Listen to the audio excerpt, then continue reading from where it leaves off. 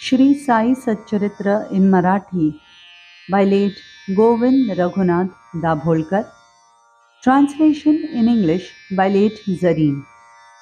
Adhyay 23, OV 78.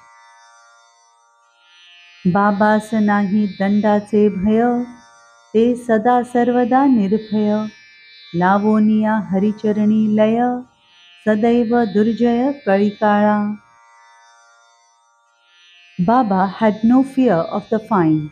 He was always and at all times fearless.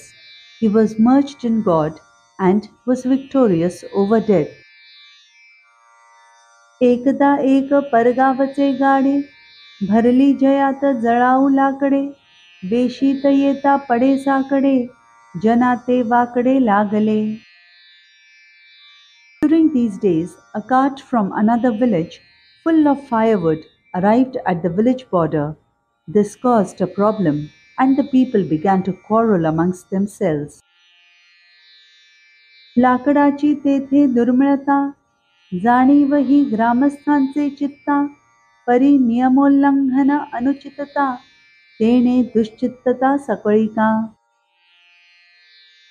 The villagers knew that there was a shortage of firewood, but disobeying the rule was improper.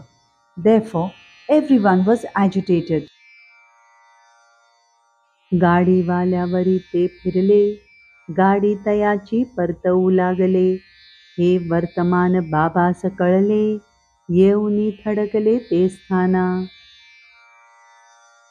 They turned to the cart driver and began to send back the cart. Baba came to know about this and promptly arrived at that spot.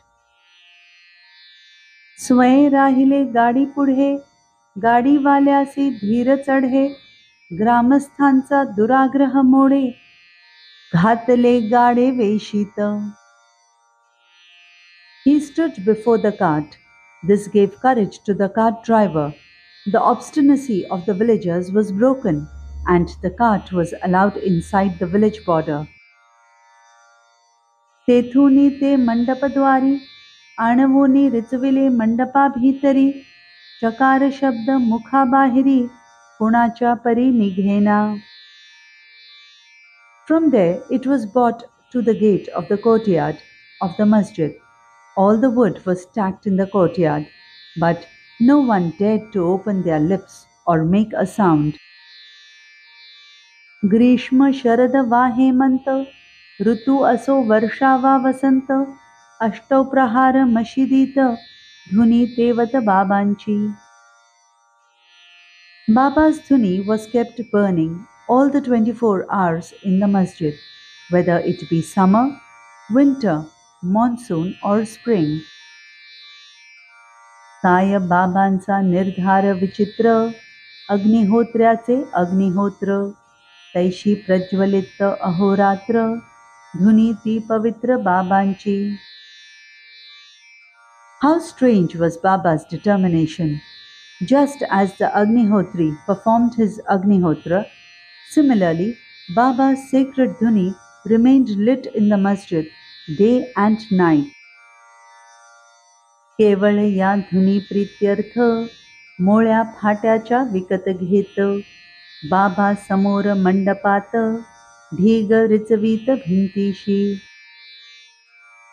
In order to keep the dhuni lit, Baba bought bundles of wood and kept them stacked against one of the walls in the courtyard.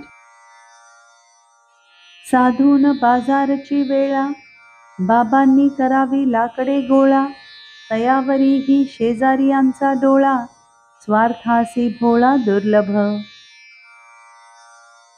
Remembering the time for the bazaar, weekly day, Baba collected the wood. The neighbors too had their eyes on it because of the inherent selfishness. बाबा नाही चुलीस फाटे, फाट्या विना चूल न पेटे. ऐसे कथिती ते खोटे नाटे, फाट्यात वाटे तयाचेही.